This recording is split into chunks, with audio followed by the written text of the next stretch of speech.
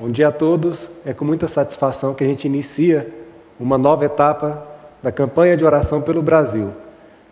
Hoje, especificamente, a gente vai explicar um pouco sobre a nova metodologia que iremos adotar nesse trabalho. Então, a gente preparou um material com uma mini aulinha e a gente vai começar a expor agora. Olha só, vamos dar aqui uma pequena noção sobre campo. Por meio do trabalho realizado pelo terapeuta alemão Bert Hellinger, foi possível constatar, em termos fenomenológicos, a existência de um campo familiar. E mais do que isso, o trabalho do citado autor demonstrou igualmente que o conteúdo desse campo pode ser modificado através de movimentos de seus integrantes, de maneira a se obter um ajuste e um equilíbrio. Então é o trabalho da constelação familiar, que todos nós já devemos ter ouvido falar, alguns têm um pouco mais de conhecimento sobre o assunto, outros ainda viram pouca coisa, mas o fato é que o trabalho do Bert demonstrou que a existência desse campo familiar e demonstrou também que, através do posicionamento que ele fazia, que ele ainda faz, com os representantes, esse campo pode ser modificado e ajustado e organizado, então, a questão da família.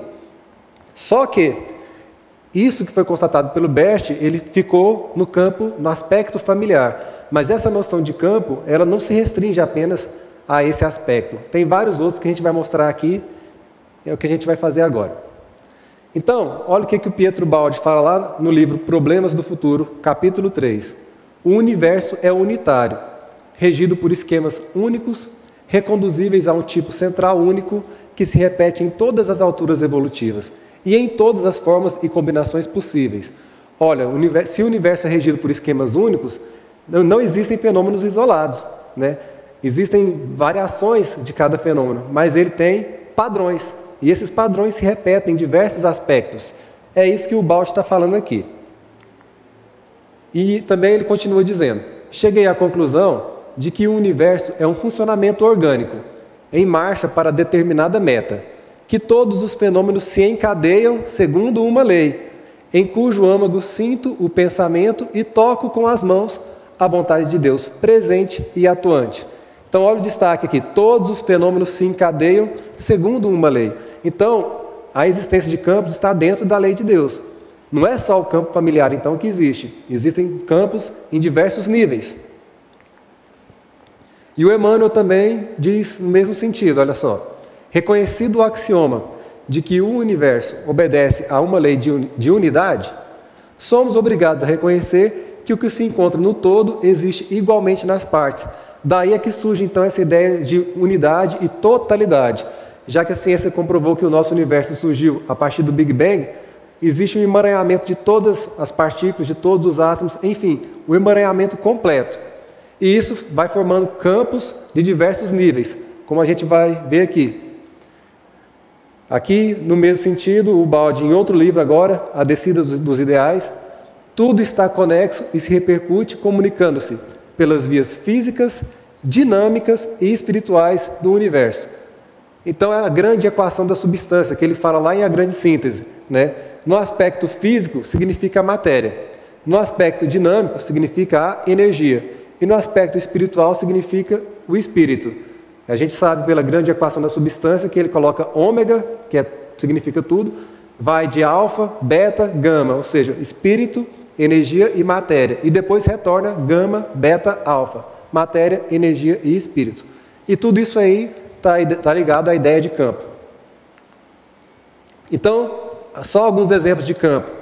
Existe o campo da graça, campo de consciência, campos mentais, campos morfogenéticos, campos de grupo e campos familiares, campos evolutivos animais e outros. Então, o trabalho do Bert se restringiu aqui, no campo familiar, onde ele faz as constelações e organiza para poder melhorar o padrão e alterar o campo. O nosso trabalho de oração pelo Brasil, ele vai focar aqui, na questão dos campos de grupo. A gente vai fazer movimentos e abordando então aspectos históricos, fatos históricos que ocorreram no país, para a gente poder orar e tentar organizar o campo. Seja através de erros graves que foram cometidos, seja através de fatos adequados que ocorreram, para a partir disso a gente poder melhorar a situação do Brasil. E então a gente entra agora na questão do modo de orar. Isso está no livro do efeito Isaías do Greg Braden. A eficácia da oração resulta na conjugação dos fatores emoção, pensamento e sentimento. Vamos conceituar então, tentar definir cada um deles. Emoção.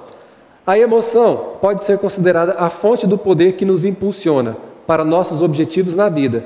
É por meio da energia das emoções que alimentamos os pensamentos que as tornam reais. E aí o Emmanuel complementa, essa emoção, numa visão mais ampla, pode ser compreendida como sendo a vontade. Ele nos esclarece que a vontade é a gerência esclarecida e vigilante, governando todos os setores da ação mental. Nela, dispomos do botão poderoso que decide o movimento ou a inércia da máquina. Isso está lá em Pensamento e Vida. Então essa emoção, ela pode ser entendida também como a vontade. A vontade que comanda tudo, a vontade que gera tudo. Então é a nossa vontade de participar do trabalho e de fazer a diferença, né? Sair da inércia, né? Ligar a máquina para que ela entre em movimento. O que é o pensamento?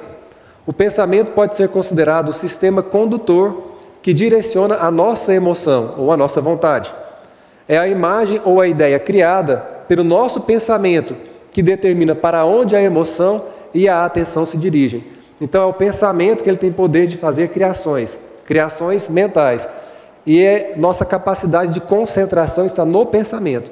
Quando a gente concentra com a vontade direcionada, é o caminho que vai ser complementado aqui pelo sentimento. O sentimento só pode existir na presença do pensamento e da emoção, pois representa a fusão dos dois. Quando sentimos, vivemos o desejo da emoção unido à imaginação dos pensamentos. O sentimento é a chave da oração, pois a criação reage ao mundo dos sentimentos. Então, efeito Isaías também no capítulo 7. Desse modo, a oração praticada da forma como acima exposta, ou seja, conjugando os três fatores, vontade ou emoção, sentimento e pensamento, tem a potencialidade de, ao trabalhar no campo do Brasil, como a gente falou, modificar gradativamente a realidade de nosso país. Né? Esse, então, vai ser a forma que a gente vai trabalhar. Essa é a forma, essa é a metodologia. E o Greg complementa dizendo que somos impelidos a criar a paz por meio da qualidade do pensamento, do sentimento e da emoção no nosso corpo. Uma vez criada na mente a imagem do desejo e tendo a sensação da realidade desse desejo no coração, o ato já terá acontecido.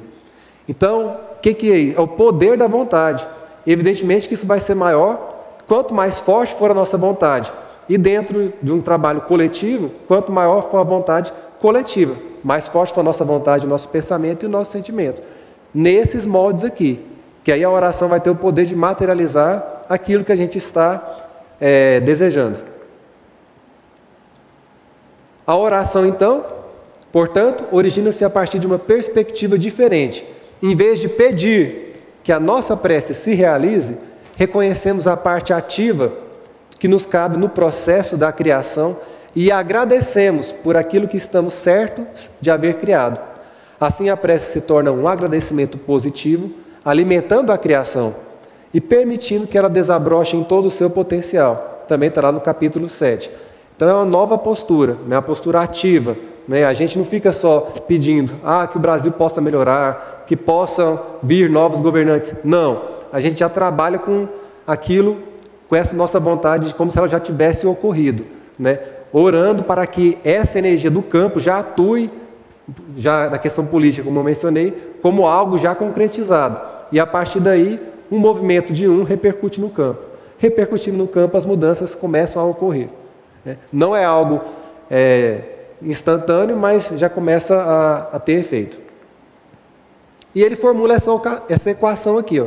Se o pensamento é igual a emoção e vontade, emoção barra vontade, que eu estou significando, está aqui como significando sinônimos, igual a sentimento, então o mundo refletirá o efeito da oração.